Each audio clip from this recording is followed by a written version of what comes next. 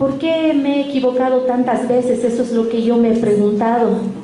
Y le decía, Dios mío, ¿habrá la forma de que no me equivoque más?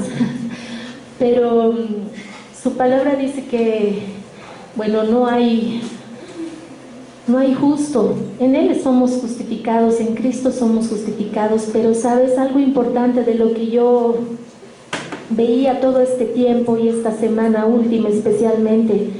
Era la sabiduría, ¿ya? ¿Qué es la sabiduría? ¿Te has preguntado dónde está? ¿Cómo la encuentras? ¿Cuándo eres sabio? ¿Por qué no tienes la suficiente sabiduría a veces para tomar decisiones? ¿Qué es lo que te falta? Vamos a compartir un poquito sobre eso, ¿ya? La sabiduría, según lo que encuentras, ¿no? La sabiduría es una cualidad atribuida, dice, a quien posee una gran cantidad de conocimiento, pero que se distingue por usarlos con prudencia y con entendimiento, con sensatez, ¿ya? Esta sabiduría, dice, le da al individuo ese entendimiento con mayor profundidad de algunas cosas y le proporciona también herramientas para un acertado discernimiento entre lo bueno y lo malo, o de lo bueno y lo malo. Eso más o menos es la sabiduría, ¿ya? Eso es según lo que está tú puedes buscar en Google, puedes buscar en el diccionario. Esa es más o menos la sabiduría, ya el tener ese conocimiento que es más profundo y que te ayuda a distinguir y a usar, tener mayor sensatez, etcétera. Eso es la sabiduría. Ahora, si nos vamos en lo que es en la palabra hebrea, quiere decir hokmah, que es una pericia, ya que es algo un poco más, si quieres, más, como lo que decía, ¿no? Más profundo, es algo más grande, ¿no? O sea, es algo mucho más específico, más grande. En el griego es Sofía, ¿no ves? Alguna vez te han debido decir en el colegio, sabiduría viene de la palabra Sofía, ¿no ves? Pero bueno, eso mucho no vamos a ver, pero cuando tú te preguntas ¿dónde está la sabiduría? Yo decía, ¿dónde está la sabiduría? Y es tan fácil poder ver en la palabra de nuestro Dios qué es la sabiduría, dónde se encuentra. Un poquito vamos a ver esto, ¿ya? La sabiduría, según Proverbios 1:20, vamos a ver por favor, Proverbios 1:20, dice, la sabiduría clama en la calle, en las plazas alza su voz, clama en las esquinas de las calles concurridas, a la entrada de las puertas de la ciudad, pronuncia sus discursos, ¿ya? Ahí dice en la palabra que se encuentra la sabiduría, o sea, que está ahí la sabiduría. Y sabes, si nos vamos a Proverbios 8:1, un poquito avancen, vayamos a Proverbios 8:1. También aquí menciona ya dónde está la sabiduría parada. Es como si fuera una persona, ya. O sea, si tú lees, es como una persona la sabiduría. Porque dices la sabiduría, posiblemente podría ser como una persona femenina, ¿no? O sea, en género femenino, la sabiduría, ¿no? Un señor, el sabidurío, digamos, o podrías decir, o sea, dices, la sabiduría parece como una señora, pero más o menos personificando, habla así. En Proverbios 8 dice, no clama la sabiduría y levanta su voz la prudencia, en la cima de las alturas, junto al camino, donde cruzan las sendas, se coloca, junto a las puertas, a la salida de la ciudad, en el umbral de las puertas da voces, dice su palabra, ¿ya? Ahora, dice, vamos a seguir leyendo el 8, que es bien lindo, pero desarrollémoslo. No clama la sabiduría y levanta su voz la prudencia, o sea, ellos no están atentos, no están esperando que tú vengas, no están atentos a ti para darte la sabiduría. Más o menos eso es lo que se entiende. En la cima de las alturas, dice, en un lugar alto, en un lugar, como hoy día decíamos, vamos al monte, más o menos ahí está la sabiduría, junto al camino donde cruzan las sendas. Ustedes recuerdan que alguna vez, bueno, hace un poco de tiempo hemos compartido sobre dónde están las encrucijadas. Las encrucijadas son esos lugares donde cruzan varios caminos, habíamos dicho, y nosotros tenemos que decidir. Son encrucijadas donde nos paramos y tenemos que decidir por dónde ir. Sabes, yo he estado en muchos tiempos y en muchas etapas de mi vida en encrucijadas donde he estado en cruce de caminos, ¿ya? Donde cruzan las sendas, dice aquí la palabra, donde cruzan las sendas se coloca, dice la sabiduría. Entonces, cuando tú estás yendo a algún lugar, tienes que decidir por qué camino ir, más o menos así, cruzan varios caminos, si voy por aquí o voy por allá, exactamente ahí estaría parada la sabiduría, ¿ya? Para que tú puedas decidir por dónde ir, por dónde no ir. Ahora dice, junto a las puertas, a la salida de la ciudad, ¿ya? Yo me imaginaba en todas las puertas, bueno, cuando tú a veces dices, Señor, ábreme esta puerta, ciérrame aquella, o dices, se me ha cerrado la puerta para esto, o quisiera que se abra la puerta para aquello. También de alguna manera, si te das cuenta, aquí dice, junto a las puertas, a la salida de la ciudad, está clamando la sabiduría. Ahí también estaría en tu decisión, ¿ya? ¿Qué cosas puedes abrir cuando tienes sabiduría? O para alcanzar la sabiduría, ¿qué puertas? ¿Dónde está? Eso dice aquí su palabra, en el umbral de las puertas da voces, dice. Ahí en esa partecita a la entradita, ahí dice que está la sabiduría, ¿ya? Continuemos el 8 para seguir leyendo, esto es muy lindo.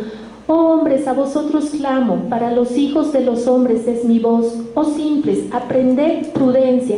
Aquí ya está diciendo que tenemos que aprender la prudencia. Y vosotros necios, aprended sabiduría. Escuchad, porque hablaré cosas excelentes y con el abrir de mis labios rectitud. Porque mi boca proferirá la verdad, abominación a mis labios es la impiedad.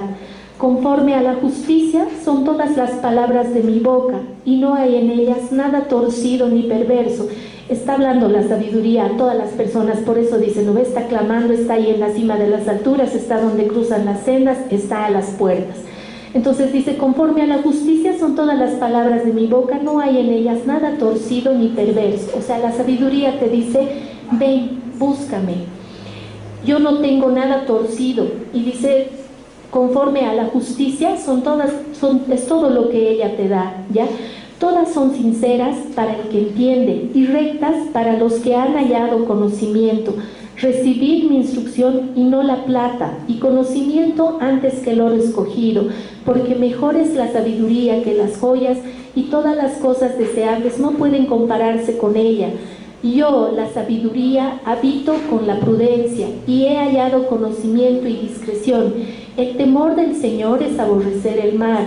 El orgullo, la arrogancia, el mal camino y la boca perversa yo aborrezco. Mío es el consejo y la prudencia.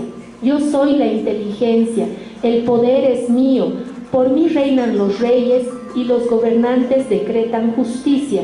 Por mí gobiernan los príncipes y los nobles, todos los que juzgan con justicia. Amo a los que me aman y los que me buscan con diligencia me hallarán. Conmigo están las riquezas y el honor, la fortuna duradera y la justicia. Mi fruto es mejor que el oro puro, y mi ganancia es mejor que la plata escogida.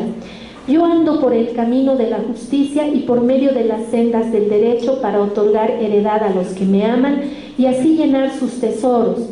Toda esta parte que hemos leído está diciendo la sabiduría que sin ella no pueden gobernar los reyes, que sin ella no pueden hacer muchas cosas. Dice que ella ama a los que le buscan con diligencia. La sabiduría está ahí y está esperando que tú la busques más que el oro, más que la plata. Definitivamente es importante la sabiduría, ¿ya? El 22 dice, el Señor me poseyó al principio de su camino, ¿ya? Cuando leía esto, me imaginaba el principio de la fundación de la tierra, cuando realmente Dios comenzó a crear los cielos, la tierra, separar las tinieblas de la luz, hacer todo. Dice que ahí posee Dios la sabiduría, al principio de su camino, dice, antes de sus obras de tiempos pasados, desde la eternidad fui establecida, desde el principio de los orígenes de la tierra. Cuando no había abismos fui engendrada, cuando no había manantiales abundantes en agua, antes que los montes fueran asentados, antes que las colinas fui engendrada, cuando Él no había hecho aún la tierra y los campos, ni el polvo primero del mundo, cuando estableció los cielos, allí estaba yo, cuando trazó un círculo sobre la faz del abismo, cuando arriba afirmó los cielos, cuando las fuentes del abismo se afianzaron, cuando el mar puso sus límites para que las aguas no transgredieran su mandato, cuando señaló los cimientos de la tierra, yo estaba entonces junto a Él como arquitecto y era su delicia de día en día, regocijándome en todo tiempo en su presencia. También la sabiduría se regocijaba, dice, en la presencia de Dios. ¿Te imaginas? Es una cualidad, pero forma parte del mismo Padre, pero también se regocija, dice. O sea, por eso te digo, te lo imaginas como una señora, como una persona, como alguien que estaba desde el principio del camino de Dios, ¿ya? Dice, ahora pues, hijos, escuchadme, porque bienaventurados son los que guardan mis caminos. Escuchad la instrucción y sed sabios, y no la menosprecéis. Bienaventurado el hombre que me escucha, velando a mis puertas día a día, aguardando en los postes de mi entrada, porque el día que me halla la vida y alcanza el favor del Señor. Pero el que peca contra mí, a sí mismo se daña. Todos los que me odian aman la muerte. ¿Ya? El capítulo 9, hemos leído todo el 8 porque ahí expresa, o sea, exactamente lo que estamos compartiendo sobre la sabiduría, cómo es, qué te da, qué es lo que está pidiendo de ti por el bienestar tuyo, porque si alcanzas sabiduría vas a poder, para tu bienestar, ser una mejor persona, obedecer, hacer todas las cosas que Dios nos manda gracias a la sabiduría. Ahora, si tú lees el 9, está hablando sobre la sabiduría y la insensatez. O sea, aquí incluso habla sobre un ejemplo sobre la sabiduría. Ha edificado su casa, ha labrado sus 7 columnas, ha preparado su alimento, ha mezclado su vino, ha puesto también su mesa y ha enviado a sus doncellas y clama desde los lugares más altos de la ciudad.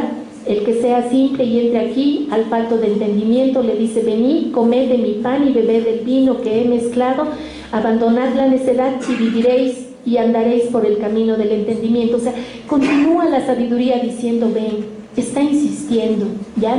Cuando lees todo eso, el 9, inclusive el 10, o sea, y todo Proverbio realmente habla de la mucha sabiduría, ¿ya?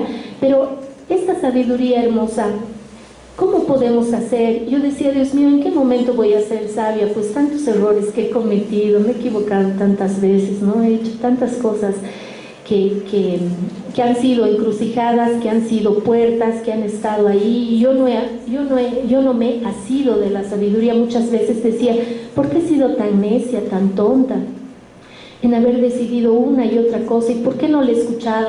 Ahora, si tú recuerdas cuando hemos compartido de Job, cuando Eliú le hacía reaccionar a Job, le dice: siempre Dios te habla en toda forma, no es que tú estás pasando y eres alguien tan iluso, o eres tan torpe, o eres tan tonto de no darte cuenta de las cosas. No es así. Yo creo que Dios siempre nos habla y nos ayuda a que nosotros tomemos el mejor camino, o sea, nos agarremos de la sabiduría y podamos obrar de buena manera, en justicia, como leyeras el capítulo 10, habla sobre la justicia. Entonces yo decía: ¿cuál es primero? ¿Es primero tener sabiduría y ser justo? ¿O de repente primero ser justo en Cristo y poseer la sabiduría? ¿Ya? Ahora, para que nosotros entendamos más sobre la sabiduría, ¿qué personas hay en la palabra de Dios que han sido sabias? Y ustedes dirán, así, sin equivocarse, obviamente Salomón ha sido el rey o el hombre más sabio, porque definitivamente en su palabra está que a él le ha dado sabiduría. También David ha pedido sabiduría, ¿ya? Y muchos otros también han pedido sabiduría, pero Salomón es el más notable. Entonces, para que entendamos cómo hace una persona sabia, qué hace una persona sabia, vamos un poquito a ver acerca de Salomón y la vida de Salomón y cómo él ha podido obrar en sabiduría, ¿ya? Vamos a 2 Crónicas 1:10. 2 Crónicas 1:10, por favor. Vamos a ver a Salomón. Bien, el rey Salomón pide la sabiduría a Dios. Vamos a leer un poquito, del 1 al 10 lo haremos. Y Salomón, hijo de David, se estableció firmemente en su reino, y el Señor su Dios estaba con él y lo engrandeció sobremanera. Y Salomón habló a todo Israel, a los comandantes de miles y cientos, a los jueces y a todos los príncipes de todo Israel, jefes de casas paternas. Entonces Salomón y toda la asamblea con él fueron al lugar alto que había en Gabaón, porque allí estaba la tienda de reunión de Dios que Moisés, siervo del Señor, había hecho en el desierto. Pero David había traído el arca de Dios de Kiriat Jearim al lugar que había preparado para ella, porque le había levantado una tienda en Jerusalén, y el altar de bronce que había hecho Bezaleel, hijo de Uri, hijo de Ur, estaba delante del tabernáculo del Señor, al cual consultaron Salomón y la asamblea. Subió Salomón allí delante del Señor al altar de bronce que estaba en la tienda de reunión y ofreció sobre él 1000 holocaustos. Aquella noche Dios se apareció a Salomón y le dijo: pide lo que quieras que yo te dé. Entonces Salomón dijo a Dios: tú has mostrado gran misericordia con mi padre David y me has hecho rey en su lugar. Ahora, oh Señor Dios, tu promesa a mi padre David se ha cumplido, porque me has hecho rey sobre un pueblo tan numeroso como el polvo de la tierra.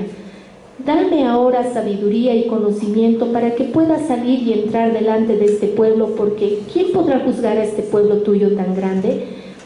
Y dijo Dios a Salomón: por cuanto esto estaba en tu corazón y no has pedido riquezas, ni bienes, ni gloria, ni la vida de los que te odian, ni aún has pedido larga vida, sino que has pedido para ti sabiduría y conocimiento para poder gobernar a mi pueblo sobre el cual te he hecho rey, sabiduría y conocimiento te han sido concedidos, y te daré riquezas y bienes y gloria tales como no las tuvieron ninguno de los reyes que fueron antes de ti, ni los que vendrán después de ti. ¿Ya? Hasta ahí vamos a quedar.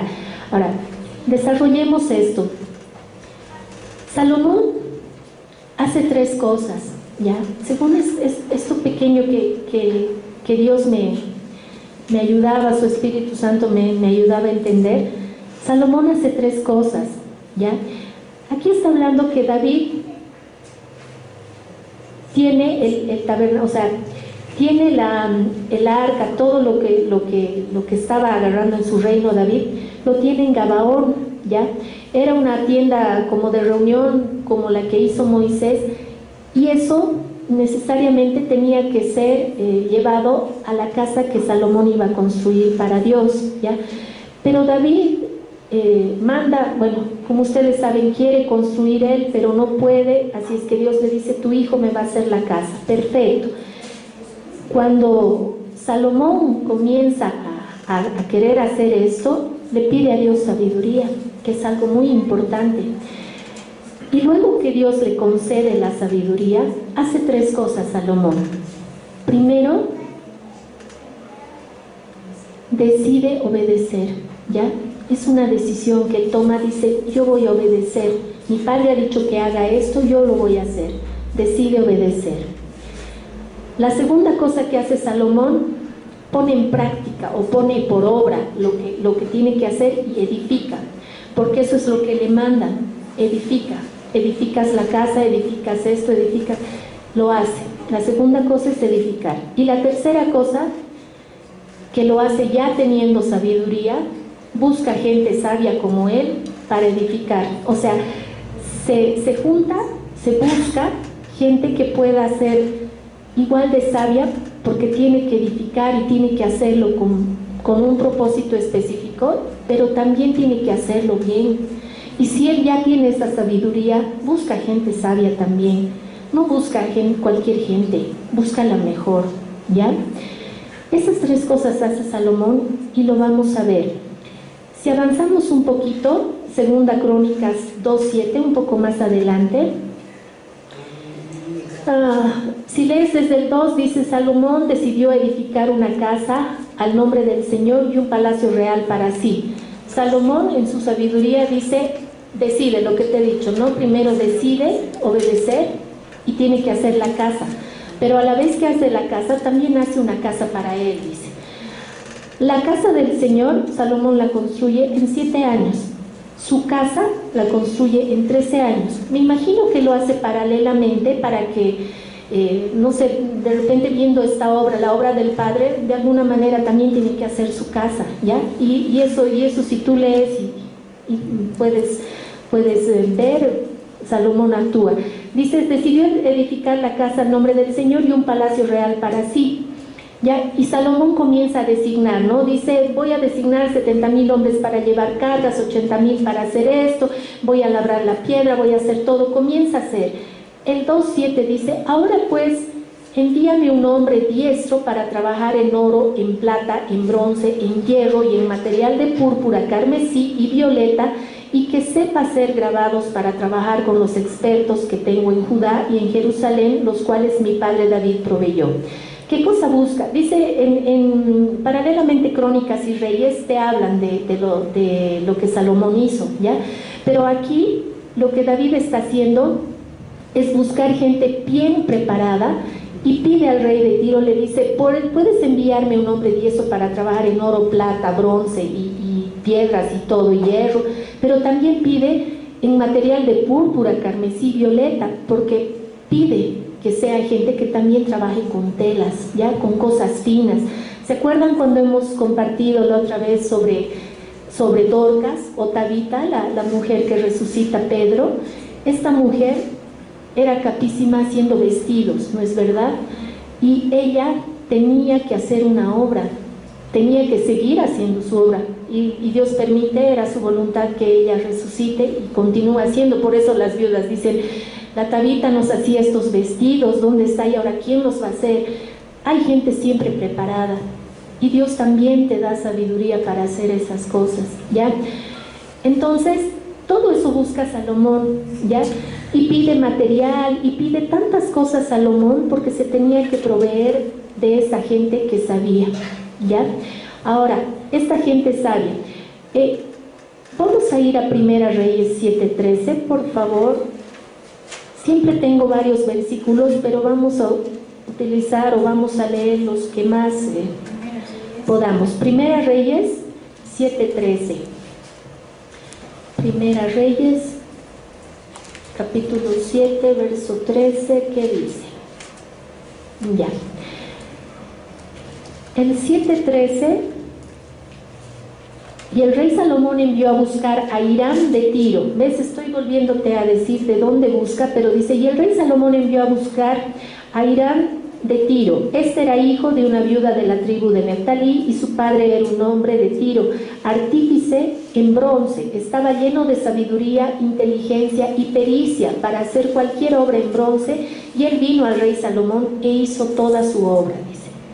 Y también aquí habla, ¿sabes? Lo interesante de esto, cuando Salomón comienza a hacer la casa de Dios, dice que hace muchas cosas, entre ellas un portal. Dice que hace un pórtico, ya, a la entrada de esta casa de Dios.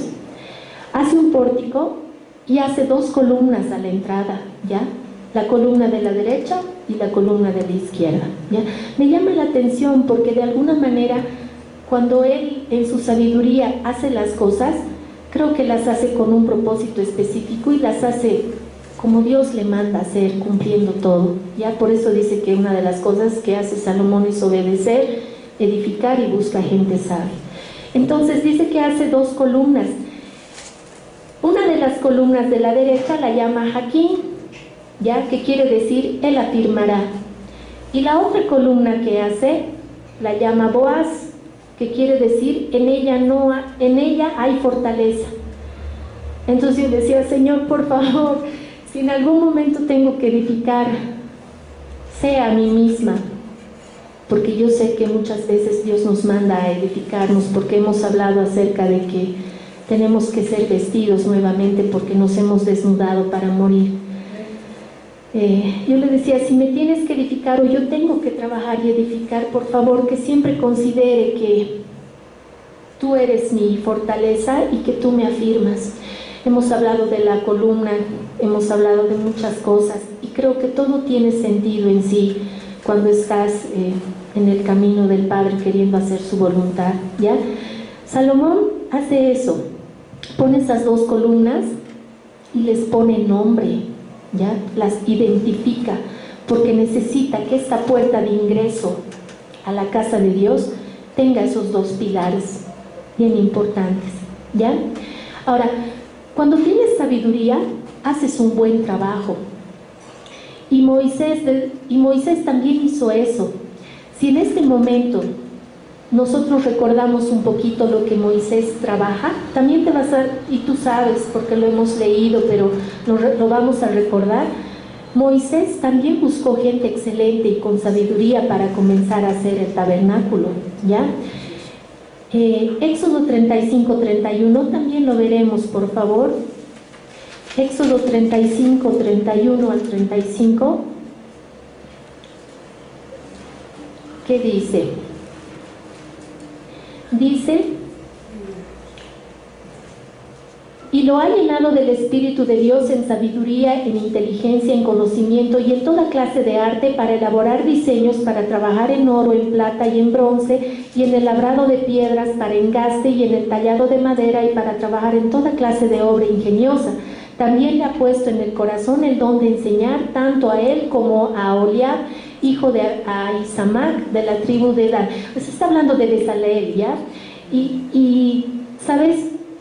Moisés consigue a estas personas porque Dios le manda también a hacerlo, y consigue a Bezaleel, consigue nuestra palabra, perdón, encuentra tal vez y designa a estos dos varones que dice que estaban llenos del Espíritu de Dios en sabiduría, en inteligencia, en conocimiento y en toda clase de artes, dice, para elaborar estos diseños.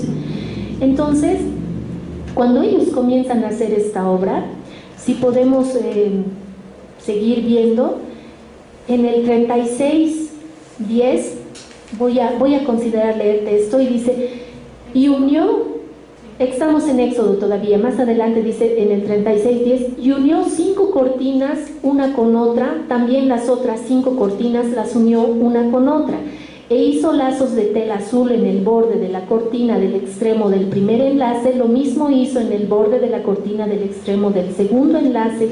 Hizo 50 lazos en una cortina e hizo 50 lazos en el borde de la cortina que estaba en el segundo enlace. Los lazos se correspondían unos a otros, e hizo además 50 broches de oro y unió las cortinas una a la otra con los broches, de manera que el tabernáculo llegó a ser una unidad. ¿Por qué te leo esto? Porque mientras yo leía lo que hacían primero en el tabernáculo y lo que después tenía que hacer Salomón con esa sabiduría, yo podía entender algo, ¿ya? Que muchas de las cosas que Dios nos manda hacer siempre son unidad. Yo decía, ¿por qué? ¿Por qué han unido las telas que han hecho hermosas en púrpura, en carmesí, en todo eso? ¿Por qué las unían? Claro, tenían que unirlas porque tenían que ser gruesas las cortinas, tenían que ser los velos bien puestos, ¿ya? Pero aquí cuando dice que los unen con broches de oro y tienen que llegar a ser una sola unidad, si nosotros somos el tabernáculo de Dios, si nosotros somos ese templo, si nosotros somos una iglesia, o sea, cada uno somos iglesia, pero tenemos que ser unidad, y somos uno en Cristo, y tenemos que llegar a tener esa unidad completa y total. ¿Acaso no era como cuando empiezan a unir tela con tela? Dice que eran cortadas, si tú vas a ver y vas a leer, tenían que ser cortadas igualitas, dice. Tenían el mismo tamaño, o sea, como si fueran un mismo diseño. Cada uno tiene su propio diseño, pero somos hechos a semejanza de Dios, somos hechos conforme Cristo, tenemos de Él, somos en Él, estamos en Él. Entonces decía que los unió, ¿ya? Y que ellos llegaron a ser, o sea, esas cortinas en el tabernáculo fueron uno solo, una sola unidad, ¿ya? Ahora, quedémonos con eso porque más adelante vamos a entender más. Entonces, Salomón comienza a hacer la casa. Ya hemos visto lo que primero hizo Moisés. Ahora Salomón, lo que tiene que llevar, cuál es su objetivo principal, ¿ya? ¿Sabes? El objetivo principal que tenía Salomón era pues llevar el arca del pacto a esta nueva casa que está construyendo, ¿ya? Porque si te das cuenta, sí tiene que hacer la casa, sí es obediente, tiene la sabiduría, también tiene mucha riqueza, etcétera, ¿no? Pero ¿qué tenía que hacer después de construir la casa? Tenía que llevar esa arca. Ahora, El arca, ¿te has preguntado exactamente qué es el arca? ¿Dónde está? ¿Cómo es? ¿Qué es? Vamos a un poquitito aprender sobre esto que también el papito me enseñaba y me decía que hay 3 arcas en la Biblia que se describen, ¿ya? La que todos conocemos, la más conocida y nos han enseñado desde que éramos niños, el arca de Noé, ¿ya? El arca de Noé. Ahora, el arca, la palabra arca en hebreo es tebá, y esta es como una caja, un cofre, algo así para poder poner cosas, qué sé yo, para eso sirve, ¿no es verdad? Un cofre, una caja. Vamos a Génesis 6:14, lo vamos a desarrollar rapidito. Génesis 6:14, vamos a leer sobre el arca y qué coincidencias, no coincidencias, pero qué cosas en común hay en las 3 arcas que en la palabra están, ¿ya? 6:14, por favor, Génesis 6:14. Está hablando sobre, Dios le está hablando a Noé y le dice: hazte un arca de madera de ciprés, harás el arca con compartimientos y las calafatearás por dentro y por fuera con brea, y de esta manera la harás de 300 codos la longitud del arca, de 50 codos su anchura y de 30 codos su altura, ¿no?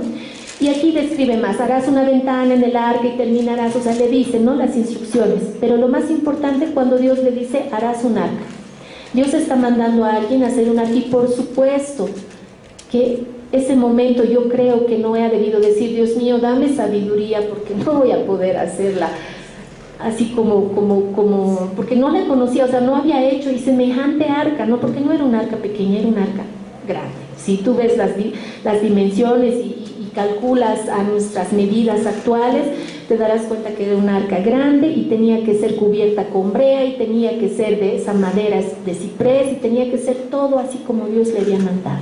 Tenía sabiduría para hacer. Ahora, ¿para qué hace esa arca? Para preservar vida, porque obviamente iba a destruir a todas las demás personas que estaban en pecado. Iba a preservar vida esta arca, pero también había algo muy importante, y si te das cuenta, había un pacto también, ¿ya? ¿Por qué? Porque avanzas Génesis 9:9 al 11 y le dice, en el 9:9 al 11, está haciendo Dios un pacto, ¿ya? Es el pacto de Dios con Noé, y le dice: he aquí yo establezco mi pacto con vosotros y con vuestra descendencia después de vosotros, y con todo ser viviente que está con vosotros, aves, ganados y todos los animales de la tierra que están con vosotros, todos los que han salido del arca, todos los animales de la tierra, yo establezco mi pacto con vosotros, y nunca más volverá a ser exterminada toda carne por las aguas del diluvio, ni habrá más diluvio para destruir la tierra, ¿ya? Y hace un pacto. Entonces, en esta arca se preserva la vida y existe un pacto. ¿Cuál es el segundo arca que dice en la Biblia? ¿Ya? El arca de Moisés. En hebreo también es tebá, es una caja, es un cofre, ha sido hecha de papiro de juncos y ha sido específicamente para preservar la vida de un hombre. ¿Ya? Esta pequeña arquita o arca ha sido hecha para Moisés. Éxodo 2:3, lo leemos rápido, porque creo que ya no tengo mucho tiempo. Éxodo 2:3, ¿qué dice? Es el nacimiento de Moisés, ¿ya? Y también, lo leeremos rápido. A ver, Éxodo 2:3. Pero no pudiendo ocultarlo por más tiempo, tomó una cestilla de juncos y la calafateó con asfalto y brea. Entonces puso al niño en ella y la colocó entre los juncos a la orilla del Nilo, ¿ya? Su mamá tenía a Moisés hasta los 3 meses, y después, no pudiendo ocultarlo, hace una pequeña arca y lo mete a Moisés. Se preserva la vida y después también existe un pacto. ¿Por qué? Porque Dios ha hecho un pacto desde nuestro padre Abraham, donde le dice: te voy a dar las naciones, y para que le dé toda esa descendencia y para que le dé toda esa tierra, Dios hace un pacto con nuestro padre Abraham, y este pacto tiene que continuar. y no hubiese continuado, como alguna vez les he dicho, Dios tiene propósitos tan específicos con gente, de permitir que estas personas sigan viviendo porque tienen algo que hacer. Entonces permite que Moisés viva y está en una pequeña arca, ¿ya? No vamos a leer, bueno, vamos a ir a la tercera arca, porque el tiempo creo que me pisa. Arca del pacto, ¿ya? Es la tercera arca. En Deuteronomio 10, 1 al 5, Dios manda a Moisés a hacer un arca. También lo voy a leer para que veas que Dios sí manda a hacer arcas y que Dios permite que eso pase. Deuteronomio 10, 1 al 5, leámoslo. Dice: en aquel tiempo el Señor me dijo, lábrate 2 tablas de piedra como las anteriores y sube a mí al monte y hazte un arca de madera, ¿ya? Primero Dios manda a Moisés a hacer las tablas y también le pide que haga un arca de madera, ¿ya? ¿Sabes? Cuando tú puedes leer lo demás, está bien hermoso ahí Dios diciéndole todo. Bueno, lo leeremos. Dice, el 2 dice: y yo escribiré sobre las tablas las palabras que están sobre las primeras tablas que quebraste. Estas son las segundas tablas, por si acaso, ¿ya? Porque las primeras tablas, recuerdan que Moisés en su enojo las botó, las tiró y las hizo añicos. Aquí Dios le dice: lábrate 2 tablas otra vez, a las segundas, y hazte un arca, le dice, ¿ya? E hice pues un arca de madera de acacia y labré las 2 tablas de piedra como las anteriores y subí al monte con las 2 tablas en mi mano, y él escribió sobre las tablas conforme a la escritura anterior los 10 mandamientos que el Señor os había hablado en el monte en medio del fuego el día de la asamblea, y el Señor me las dio. Entonces me volví, descendí del monte y puse las tablas en el arca que yo había hecho, y allí están tal como el Señor me ordenó. Ahora, estas 3 arcas prácticamente hacen lo mismo, ¿no? Ahora, el arca que hace Moisés preserva vida. ¿Sabes por qué preserva vida? Porque dentro de esa arca estaban esas tablas que nos dan vida. Es su misma palabra, o sea, es algo que nos sostiene y que preserva vida a todos los que creen en su palabra, ¿ya? Ahora, esta arca del pacto también tiene pacto, por eso es arca del pacto, porque precisamente en su palabra y en todo lo que Dios les dice, ahí estaba como su pacto, como el pacto que tenía que ser cumplido, ¿ya?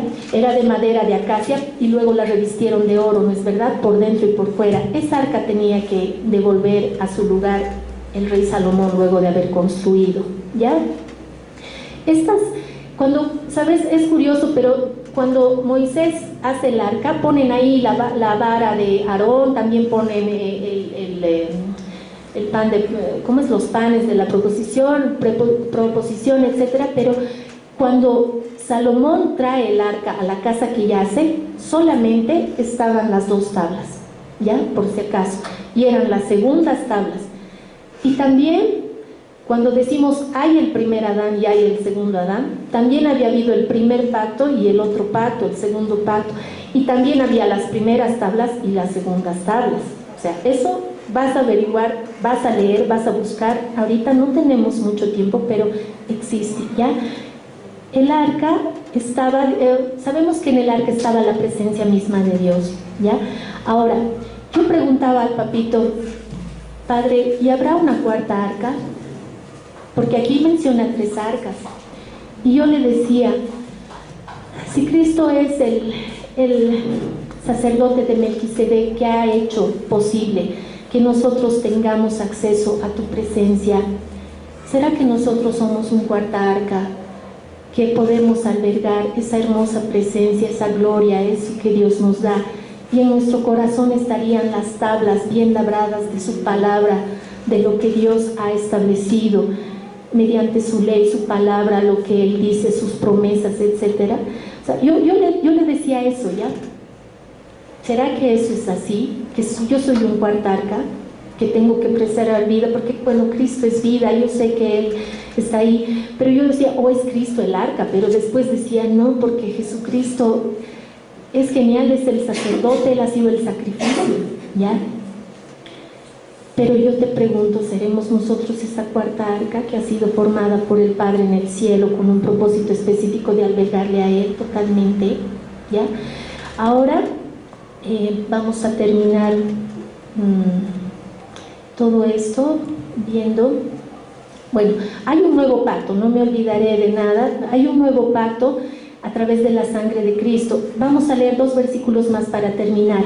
Hebreos 9, 2 al 7, por favor. Hebreos 9, 2 al 7, ¿qué dice? Como la Mayita nos decía siempre, Hebreos es tan hermoso, es tan fantástico, tienen que leer.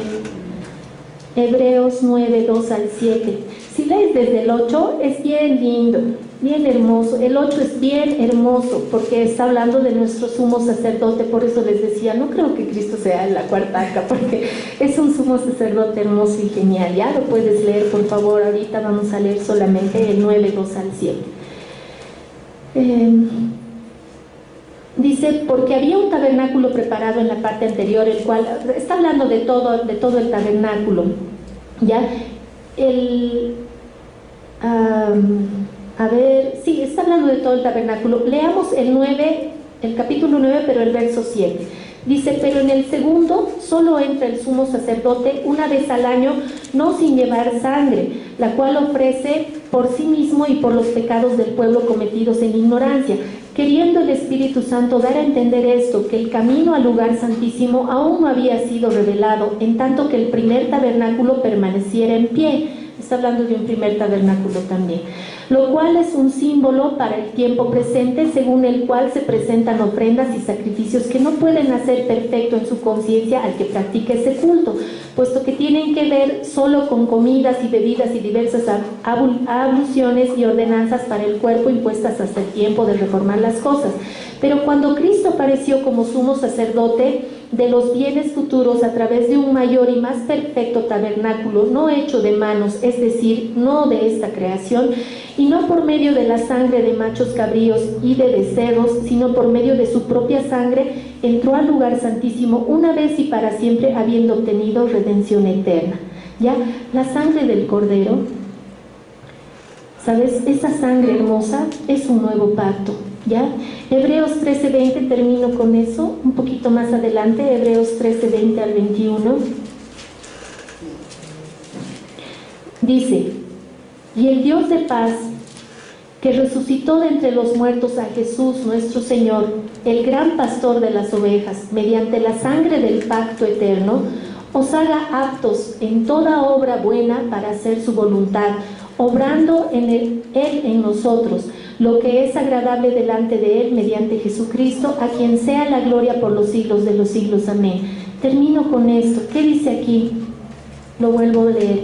Y el Dios de paz, que resucitó de entre los muertos a Jesús nuestro Señor, el gran pastor de las ovejas, mediante la sangre del pacto eterno, os haga aptos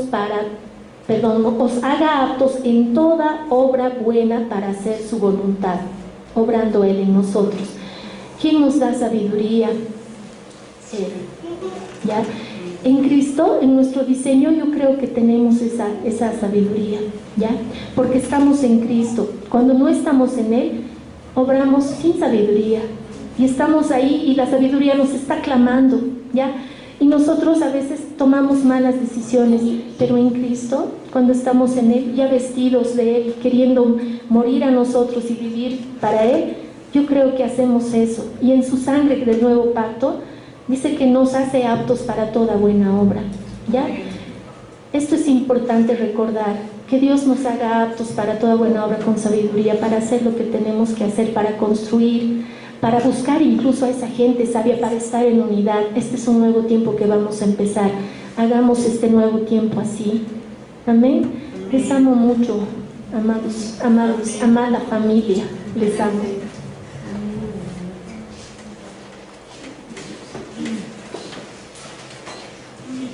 Gracias. Antes de irnos, gracias. Antes de irnos, quiero recordarles que esta semana tenemos clases de lunes a viernes de 7 a 9. O sea que prepárense con el cuaderno que les he dicho. Va a ser intensivo. Voy a dar exámenes. es un nuevo tiempo, entonces tenemos que trabajar bien fuerte. Y lo que vamos a recibir esta semana nos va a ayudar para comenzar el domingo las nuevas reuniones. O sea que por favor estemos, como dice la Ilene, en Cristo vamos a poder tener toda sabiduría.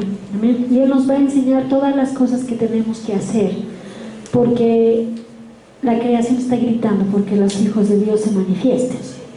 Y la creación también incluye a los hombres que están clamando. Entonces surgiremos, amén. Ya procuren estar de 7 a 9, no es posible que ponga una alabanza, pero no voy a poner más porque tenemos que trabajar fuerte. Y 2 horas de repente no va a ser suficiente, pero lo vamos a lograr. Ya, lo que sí necesito de ustedes es que estén. Ahora hemos dicho que en agosto necesito yo el compromiso de ustedes. Entonces, cada uno, vía WhatsApp o llamada, lo que sea, dígame si está comprometido con el asunto para yo saber que estamos comprometidos, porque no les voy a preguntar si van a compartir, les voy a decir, van a compartir. Se supone que los jueves ustedes se han reunido en su casa y han recibido pan. Y ese pan nosotros tenemos que comer, así nomás es. Porque lo que está haciendo la Ilena es lo que está recibiendo en su casa, ¿no? Y el Señor nos ha dicho que lo que recibamos en nuestra casa tenemos que dar en la casa. Entonces no hay otra, pues, tenemos que trabajar fuerte. Amén. Entonces, por favor, yo sí necesito saber si van a estar o no van a estar, porque yo voy a contar con quienes estén. ¿No? Los que vengan nomás no hay problema, vienen nomás, pero yo tengo que saber con quién voy a contar, porque estamos levantando el ejército, no estamos levantando una congregación donde nos reunimos bien lindo. ¿Verdad? Nos pondremos de pie, por favor, y oraremos. Señor, te damos gracias por tu palabra.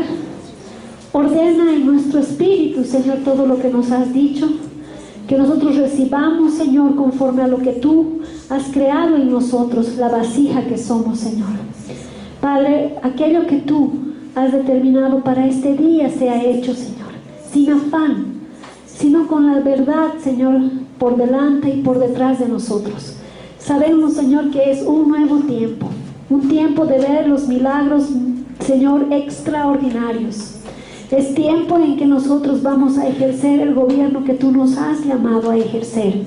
Yo te pido, Padre, que cada uno de nosotros esté listo para pagar el precio, Señor, y tenga en su corazón la fe y la certeza, Señor, que es capaz de hacer todas las cosas para las cuales nos has llamado. Señor, tu palabra dice que nos has llamado a libertad y lo creemos. Y por eso queremos que la verdad sea establecida en nuestros corazones para que esa verdad nos liberte, Señor. Padre, te bendecimos este día, Señor, que sea un Shabbat Shalom en paz, Señor.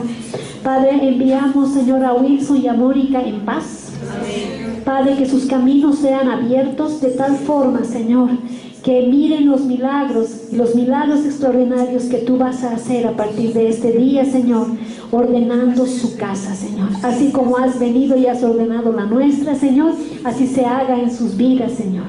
Bendícelos con paz, bendícelos con gozo, bendícelos con alegría, para que ellos sepan que tu gozo es su fortaleza, Señor. Padre, y nosotros levantamos sus manos, Señor, para que nada los haga cansar. Señor, sabemos que tú eres el que da esfuerzo al cansado, Señor, y que tú renuevas las fuerzas, Señor, de los que esperan en ti. Y Padre, nosotros junto con ellos esperamos en ti, Señor, para manifestar tu gloria, Señor, y para que el diablo sea avergonzado en esa casa. Señor, te damos gracias por este día. Bendícenos en lo que vayamos a hacer. Guárdanos, Señor, este día de todo lo que se va a hacer en la calle, Señor. Padre, porque sabemos que el único que tiene que ser glorificado en Bolivia eres tú, el dueño y Señor de esta nación. Te damos gracias, Señor, en el nombre de Jesús. Amén. Amén.